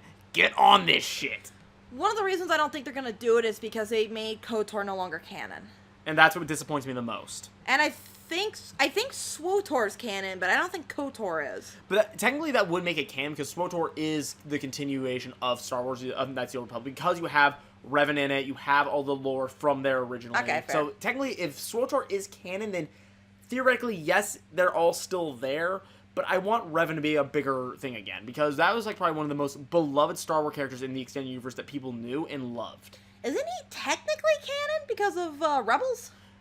There is a lot of argument technically on that one, because in Rebels, they do go to Malachor 5. And that is where they find an old Sith relic. Like a Sith holocron. It's not Revan. I think people theorize that it was Krea's, but they never confirmed it, though. Either way, there is mention of Malachor 5, the Mandalorian Wars a little bit, but not enough to really nail it in. But in the original... If they mentioned it in Rebels, and Rebels is canon, therefore it's in the canon. So if people wanted to do something with Revan or something with any of that, they could and still make it canon. They could, yes. I don't think we're going to see that anytime soon. And that's mainly because of SWTOR. Because I think it's less from SWTOR and more from BioWare themselves. Well, I mean, they still make SWTOR, and there's still stuff coming out for it, I think, if I'm not mistaken. It's still supported. And that's the thing. They're still supporting that, so anything that you could do for KOTOR 3, it's kind of null and void, because SWTOR already covers a lot of that stuff right now. Yeah. Unless you wanted to do something between 2 and that, but at the same point, it's a very awkward thing to try to get out. I personally have wanted it for a long time. I know I'm not going to get it, but I will forever hope. This is your Pokemon Snap 2. You're not going to get it, but we can hope. Mm-hmm. So the last thing that we have on our wish list is something for both of us. Yes. And the game's coming. We know the game's coming. It's been confirmed. We've seen the trailers. We just want more information on Persona 5 Royal. That's all. To explain that one, we played Persona 5. That was the first Persona I've ever played. I fell in love with it. It's my first one for a while. I played Persona 4 back in the day, but it's been a hot sec. For me, finishing one run of Persona 5, it was 144 hours. That is like easily our game of 2017. That was our game of the year. Yeah, I know a lot of people loved Breath of the Wild. They loved Mario Odyssey. Persona 5 was ours because, good God, that is just a fun game. It's a ride. I enjoyed every second of it, and when we heard that they were doing Royal, I damn near lost my shit. Yeah, so... I mean, we just picked up a Morgana Pop just yesterday. We know it's coming. We know this game's a thing. We just want more information on it, but we're probably not going to get it this week, because I don't think Atlas is at E3, nor is, obviously, Sony. Yeah, so we're not going to get anything this week. I think it's going to be further on down the road when it gets a little bit closer to the Japanese release, which is on Halloween. And that's the thing. So, like, we'll probably see something in September or August for it. We'll see something down the road. It just won't be this week. That's all. We know the game's coming. We're excited for it. I'm excited to see what they're going to do, because anytime they redo this, like they did with Persona 4 Golden, they add a bunch of new shit. We know some of the things that they're going to add. We'll do a podcast on that when P5R gets a little bit closer. Yeah. But and for all you guys that shit on Joker and Smash, we get it. He's good. And I love the fact they have the soundtrack. Yeah, the soundtracks, we totally were rocking out to that when we got the DLC, which... Good God, Nintendo, fix your fucking online shit. Yeah, but the fact that Rivers in the Desert. That is probably one of my favorite songs out of the entire Persona 5 soundtrack, and the fact that you can kick the crap out of your friends on that stage while playing that, it is so much fun. Again, we'll get into a lot more Persona stuff when we get to that point, but when we get closer to P5R, but good God. So, that is all of our wishes. We know some of them are possible later on down the road. 2 of them that we know that are never going to happen. Yeah. And again, to give you guys an idea, I took notes. Yep. We had a very long evening of discussing stuff, trying to remember things. Here's the shit that we are expecting at E3. And I'm going to start with EA. I'm going to start with EA, even though we already know what's coming out for them. So, They've already released that information. so this is going to be super fucking quick, because they've already released what they're showing. And EA is always just an EA. We know exactly what happens. So we know we're seeing shit on Jedi Fallen Order. That's the one thing that we actually care The about. only thing we give a shit about. Yeah, because you didn't see the trailer originally. I had seen it about a few weeks in advance before you did. Yeah. And when you saw the trailer, you're finally like, okay, there's actually some possibility here This for a could good be- Star Wars game again. Oh, and this also could be good, because the same guys who did Titanfall are doing this. And you really see the Titanfall-esqueness in that trailer. Sure, I see it, but I'm actually super excited for it. Yeah. So, this game's coming out in November, so this is going to be a lot of information coming out on it. I'll be interested, but I'm also a little nervous because EA. Mm-hmm. Anyway, they're also showing shit for Apex Legends. I don't give a shit. Battlefield 5 DLC. Don't give a shit. FIFA 20. Don't give a shit. Madden. Again, insert all EA sports games here. Yeah. And then they're showing shit on Sims 4. Over Anthem. Over Battlefront 2. Again, so also just to backtrack here, for you guys that do care about things like Battlefield and everything, and like, good for Great. you guys. I'm glad you care. It's not for me. It's just not the things that we enjoy, but with this one, the fact they're doing something for Sims 4, weird. The fact they're not doing anything for Anthem, yeah, but they fucked that one up really hard. I feel they're trying to run from it. I think it's because they just released Cataclysm. Yeah, but I still feel like they're trying to get away from that because they realized how much of a flop that was after all the hyping they did. Have some fixing to do. Yeah, and then involving Battlefront 2, I think because they're releasing Jedi Fallen Order, they're not going to do too much with Battlefront. Plus, it would be about that time for them to start working on a new one. and just after all of that negative press, like, I think they need to get away from it. I agree. I'm in agreement. Especially because considering how much that has caused, like, a world effect now of how people are viewing loot boxes. Yeah, kind of get away from that right away. Yeah. So, that's EA. That's it. It's a one-time 3-hour stream. I'm only going to watch the Jedi Fallen Order stuff. I mean, let's be real. I'll watch all of it because it's the only thing on Saturday. I know. Like, Jedi Fallen Order, I just hope there'll be maybe either a little bit of gameplay to kind of get some view of what to expect. I mean, if they could ever bring back 1313, that'd be lovely, but we're not going to see that. We're not seeing 1313. You can want 1313, but we're not getting 1313. Yeah, but Jedi Fallen Order looks fascinating enough that I hope that we'll actually get some good news for it. All right, so moving on to Microsoft, which is the actual press conference, the start of all the press conferences. Yep. We are expecting Gears 5, Halo Infinite, Forza 8, Minecraft, Battletoads, because that's supposed to come out this year. I think so. We haven't heard shit on Battletoads. They've kept that really kind of just on the down low. Yeah. Project xCloud, which was their answer to Google Stadia. Project Scarlet, at least a tease for it, which is their next-gen console. Especially since we've already seen some shit on the PS5. Yeah. Because Sony was just like, here you go. Yeah, they've kind of in a weird position. They have to make a move here. Ori and the Will of the Wisps. We're excited for that. Some new game from Obsidian. This kind of ties back to the whole maybe Pillars of Eternity 2. Maybe it's just going to be like Outer Worlds or something. I don't know. We'll find out. Cyberpunk 2077. Which we know a lot of people want that one. Like, I'm curious to see what they're going to do. Dying Light 2. Maybe some sort of Cuphead DLC or maybe a Cuphead sequel.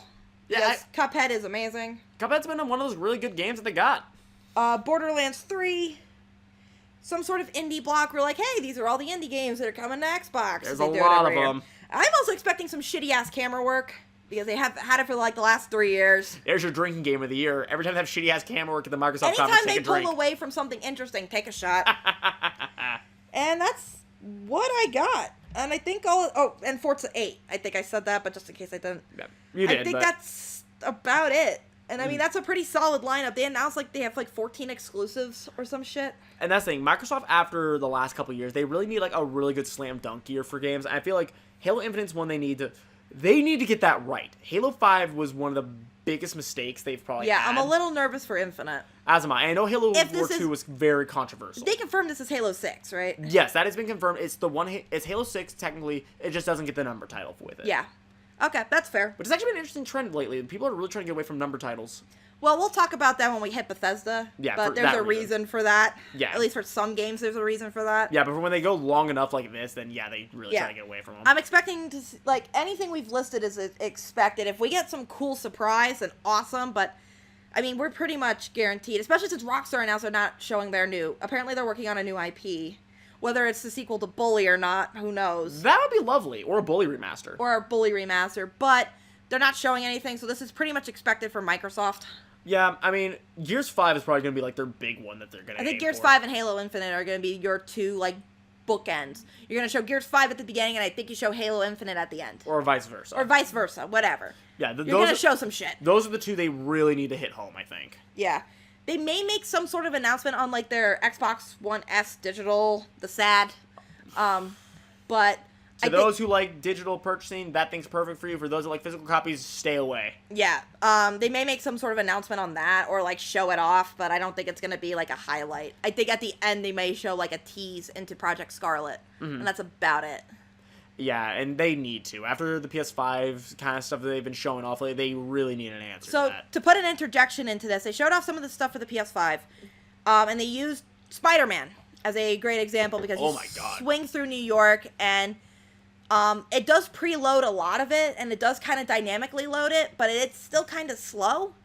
And they showed off with the load screens and the dynamic rendering, it is easily twice as fast, if not faster, than the PS4. And along with showing, like, whenever you do the fast traveling using the subways or anything. Yeah, it loads almost instantaneously. Oh my god, it blew us away how fast they were predicting it to go. Plus, backwards compatibility with the PS4. Huge. One of the reasons they haven't done PS3 is because of how the hardware worked on the PS3, and it's really hard to try to get that right, because if you've played the PS3, you know that it's a lot of data on each disc, and it's really hard to kind of dynamically load that. Yeah. So I don't know if we'll get backwards for 3, but they've confirmed for 4, and this thing looks great. Yeah, so...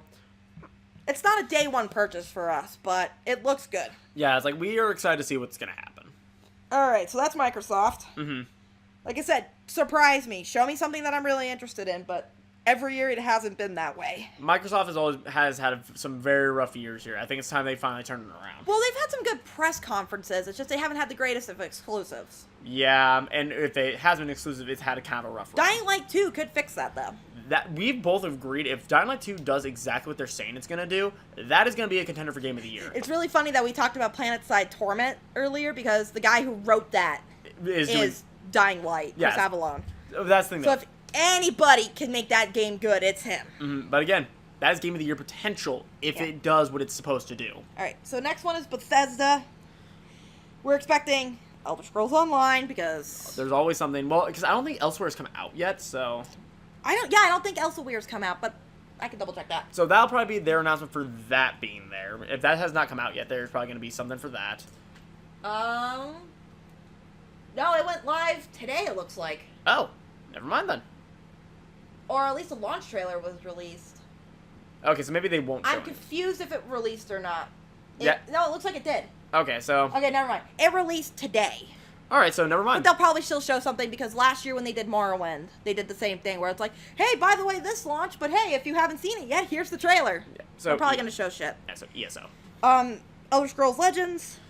Their Answer the Hearthstone, I don't care. Yeah. Quake Champions. Maybe that game will come out of beta one day. Yeah, for those that love Quake, awesome, but for us, we're not really into that.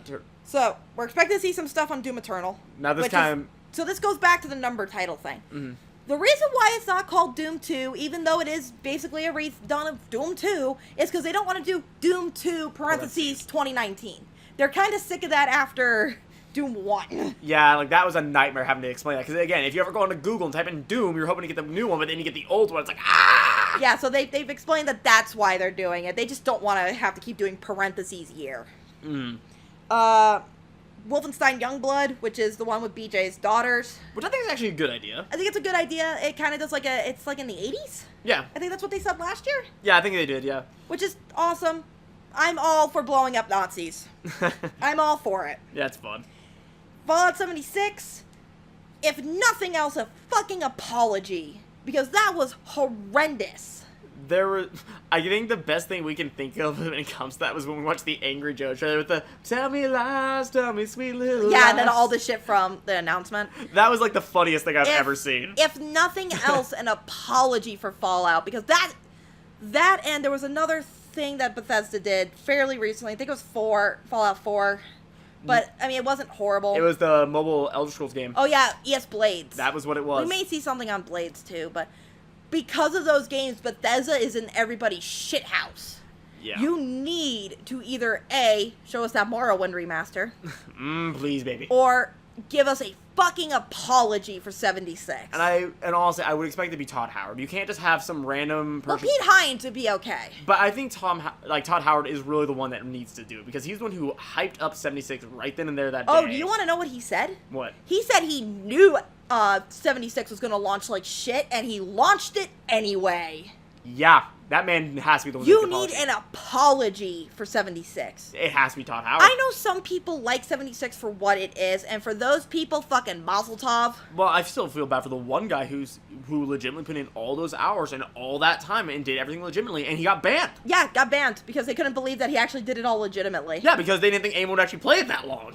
So, you need something that put us back in our good graces. An apology is a public apology is a great start. And you want to know how I know it's a good start?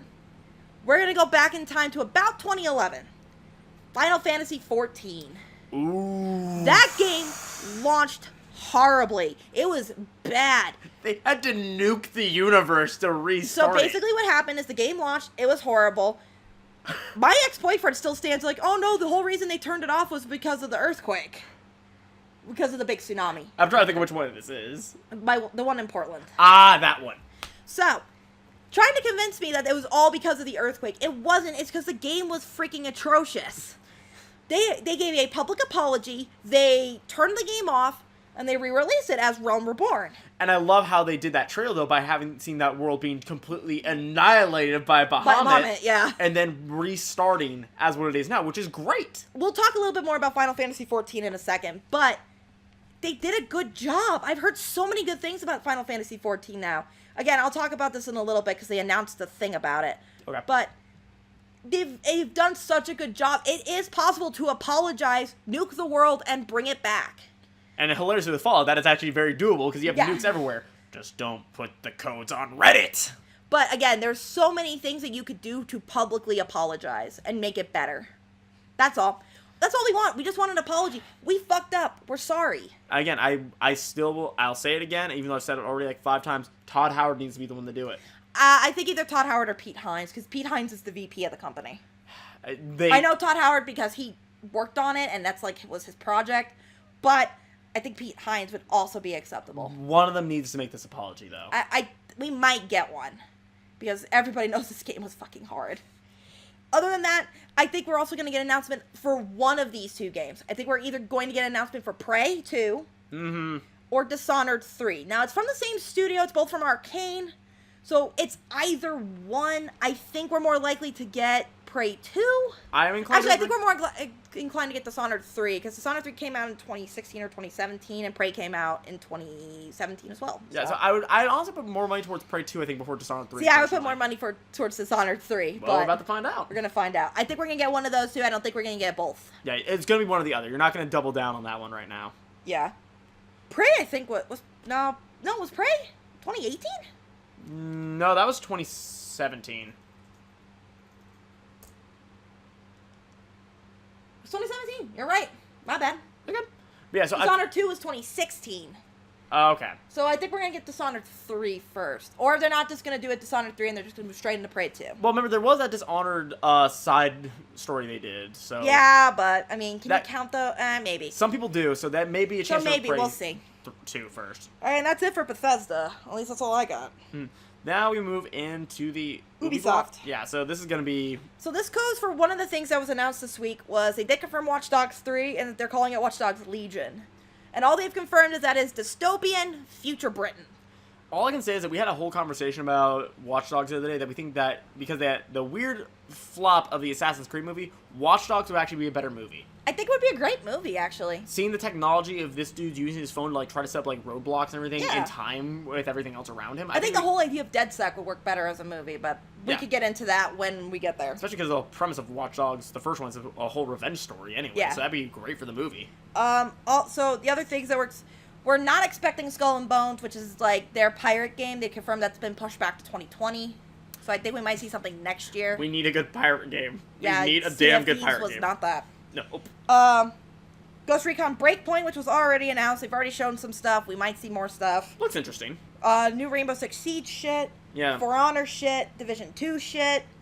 Just Dance, because of course it's Ubisoft. They're gonna start off with that every year. Whenever you see a giant dancing panda somewhere, you know it's time. There's gonna be a roller derby game? Out of all the things to make a game, roller derby? Something one I never would have thought of. Yeah, I also wouldn't have thought wingsuits, and we got steep, so. Yeah. All I can say... There's also going to be 2 other games, but I'm not sure what those games are going to be. The only thing I'm surprised that they're doing stuff is for Honor. They fixed their shit. I know, but it's definitely one of those games I was not expecting really to hear more of. Why not? They released that DLC, I think, last year for China.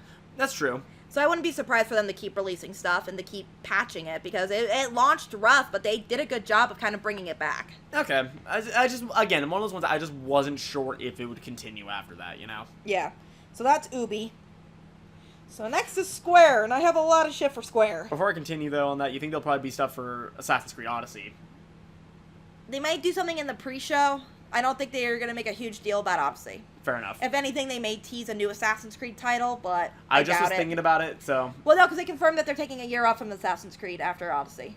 Thank you. So they're taking another year off. Yeah, So we may... They may do something in their, like, pre-show, but I don't think we're going to get anything major. I just thought about it right now. I know it wasn't in our notes, No, and that's fair, but I don't think we're going to get anything too major. There may be some announcement for maybe a new DLC, but that might be it. If that. Yeah. Okay. Assassin's, it wasn't bad, it's just the world's too big and it's too empty. Anyway. I just don't like the time. Again, well, we'll get into it. Alright, so for Square. So Square Enix is going to have another, like, kind of like a Nintendo. It's going to be pre-recorded. You guys will not be beaten over the head by Kingdom Hearts this time, at least. No, more. Oh, alright. There may be an announcement. So the things we're expecting. Project Avengers, because that was confirmed. Hallelujah. And I will buy that if it's good. They showed a picture of Captain America's face. Like, rendered. How's it look? It looks so good. Does it look like, It looks like Steve. Oh, nice. It looks like Steve. So it looks like Chris Evans. Yes. Nice. It looks so good. Anyway, Babylon's Fall. I actually remembered it the right title this time, even though I wrote it wrong. Which is their game with Platinum. Probably some sort of Kingdom Hearts 3 DLC. They confirmed something's coming. I think it's called Remind, but we're not sure yet. Probably extra cutscenes and stuff. Extra cutscenes, some extra shit. Yeah. Because Kingdom Hearts. Final Fantasy VII, and the reason why is because they're having a concert on Saturday. And usually, when Square Enix has a concert before E3, we gotta get some shit.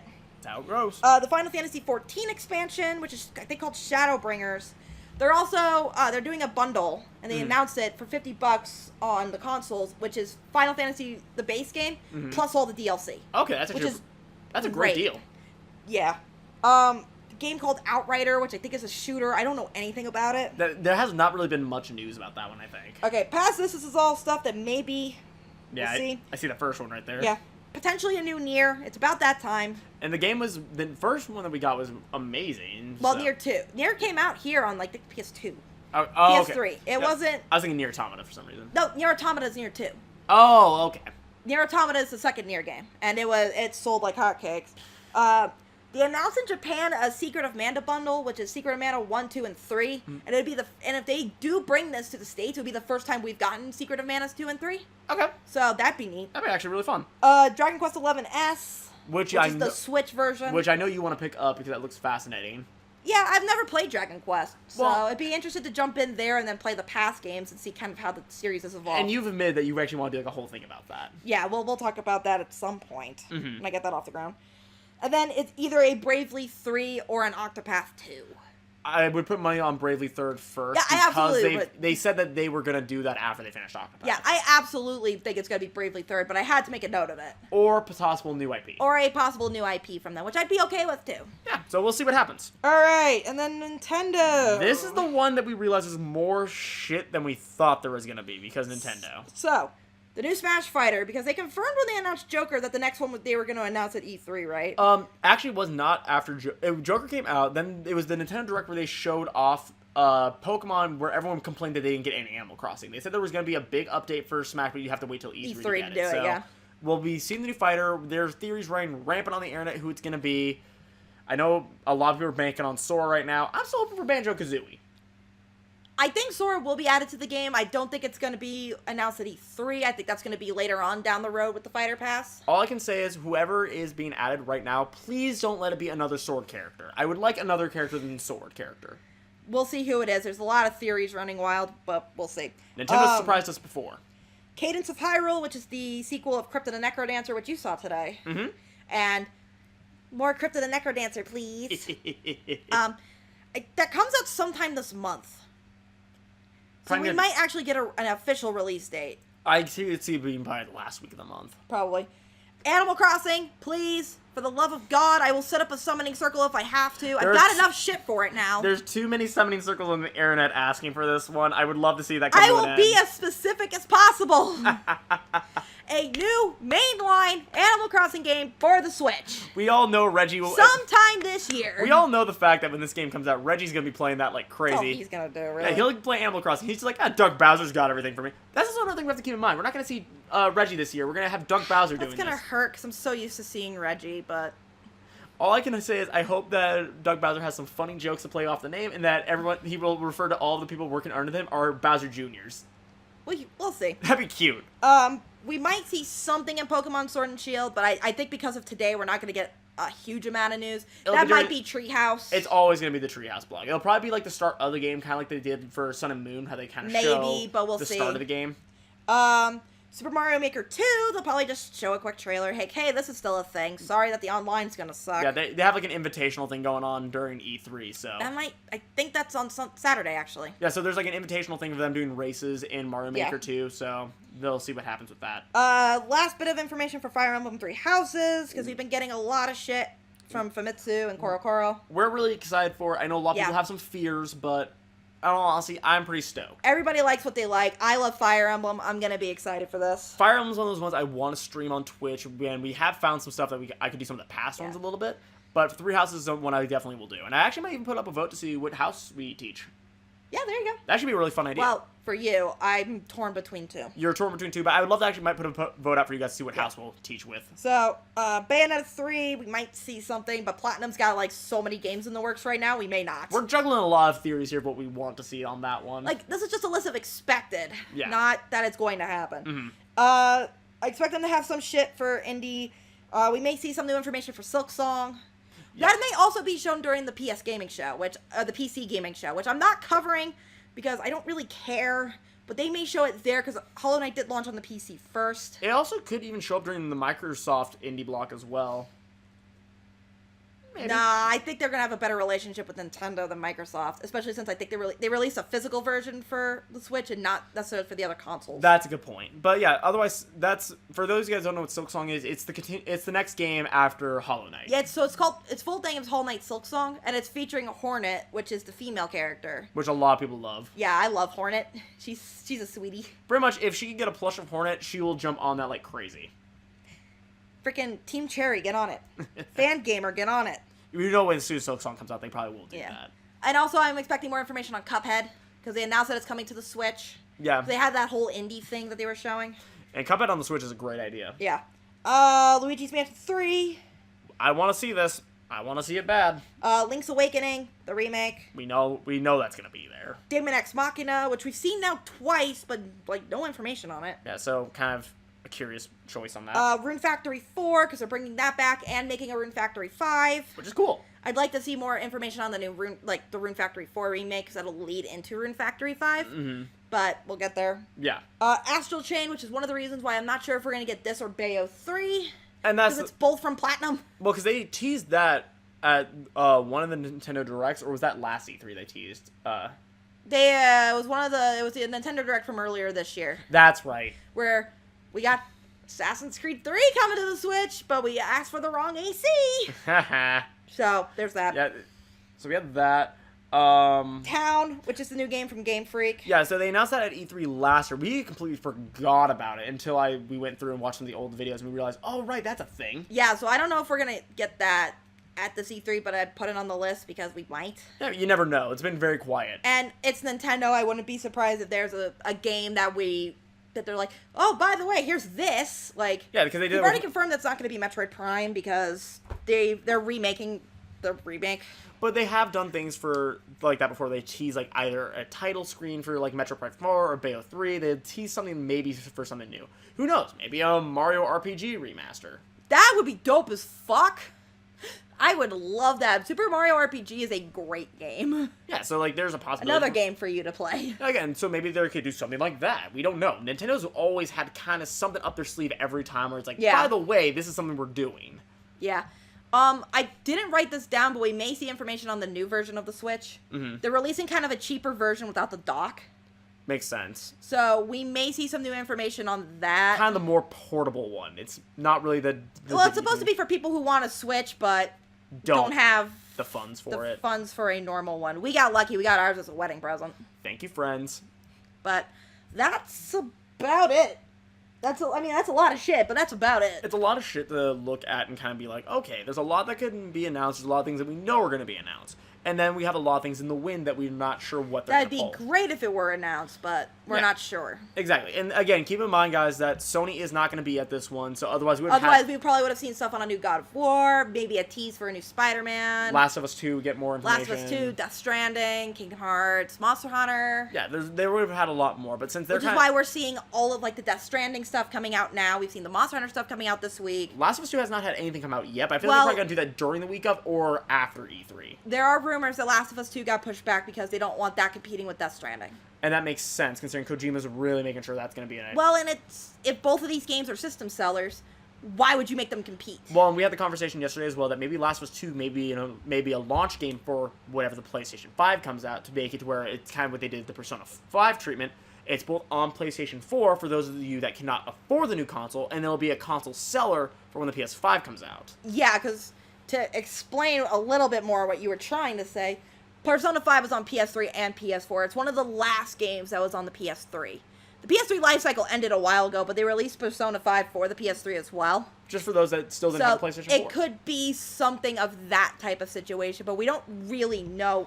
Naughty Dog's been real quiet about it. Yeah, and it's probably because they want to make sure this game is going to hit home. This is going to be one of their big ones. So I have a feeling that because Death Stranding got announced for November, they're pushing back Last of Us because they don't want the two games competing. Because if you think about it, if these are going to be your system seller games, you don't want them competing at the same time. Yeah, you want your gamers to invest the time into that game, enjoy it, and make sure it gets a great review. If you put them on top of each other, you're going to have confliction issues. Yep. And spending issues, because a lot of gamers, yes, when we have money, we'll spend it like freaking idiots. Yeah. But you don't want to have that many games, especially if you want to try to sell a bunch of collector edition stuff. You don't want to make them to spend like $700 in 1 week. Sony's greedy, but they're not stupid. That's EA's territory. Yeah, well, you're not wrong. But yeah, Sony's not stupid. They're not going to make these two huge-ass games compete with each other. No, it's too big. They're going to compete with everything else. And frankly, Death Stranding and Last of Us will win. Yeah. But yeah, that's about it. Yeah, like, so that's everything we're expecting. Obviously, we'll do more next week when we get all the information out. Yeah, there's going to be a literal fuck ton of information coming out, and in the course of starting from today to the next week, we're going to get a lot of information, because E3 proper doesn't start until the 11th. Yeah. And then it's the 11th, 12th, and 13th, so we're going to get a bunch of stuff, because there's a bunch of Borderlands information coming out on the 11th. Yeah, because they're pretty much the opening thing on Tuesday. After Nintendo. Yeah, after Nintendo does their conference that you see, then that'll be the first panel that people have is Borderlands 3, which we'll probably see more during Microsoft for maybe... We may get a trailer, maybe a new trailer. I don't think we're going to get, like, gameplay reveal. I think they're going to leave that for Tuesday. I mean, the trailer will probably be for the villains, being the Calypso twins.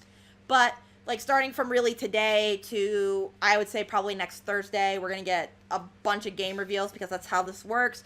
We're going to get more information in August around Gamescom time. Mm-hmm. So we're in the next 2 months, there's going to be a lot of information coming out. I wouldn't be surprised if there's another Nintendo Direct probably sometime next month. Not for Pokemon, but either for like an Animal Crossing or one of their bigger titles. Yeah. Or another indie block like they had in February. Yeah, so there's going to be a lot. Remember, we got the big one in January, and then we got that little indie guy in February. That's right. And that's when they announced Silksong. Yeah, so there's going to be a very busy week ahead of us here. I just realized there was a game that they showed at E3 last year that we didn't mention for Microsoft, and I just remembered. What was it? Tunic. Oh, that's right. The little Fox Legend of Zelda game that's tailored for furries. Yeah, but we can all admit to that one right there. But it's cute, and I love it. Yeah, but the thing is... But I think we're going to see a lot of stuff that, A, we either plumb forgot, or Yeah, because there's always games you'll forget. Yeah. So I think this is going to be, there's going to be a lot of information coming out over the course of the next week. We'll cover most of it, especially for E3 next week. Well, yeah, because unfortunately due to my work situation, there's no way we can live stream those because I'm going to be at work constantly. I mean, I could, but I'm going to be watching Giant Bomb, so I don't want to live stream Giant Bomb's live stream. Well, exactly, so you don't want to do that. If we were to do that, we would want our own snarky comments and probably a group of friends to do that with as well. Exactly. Which I probably want to do with your friends because I feel like there'd be some hilarity unleashed. You mean from, like, Maddie and Wes? Oh, big time. For sure. But yeah, like, next week... Also, Tyler screaming. You're not wrong. I wanted to know his reaction, specifically this morning when they announced the 2 wolves Oh, for yeah. Pokemon. But, yeah. But either way... So next week, we're going to be going through all the press events. Mm-hmm. And kind of, like, going through what they showed and everything and kind of reviewing them.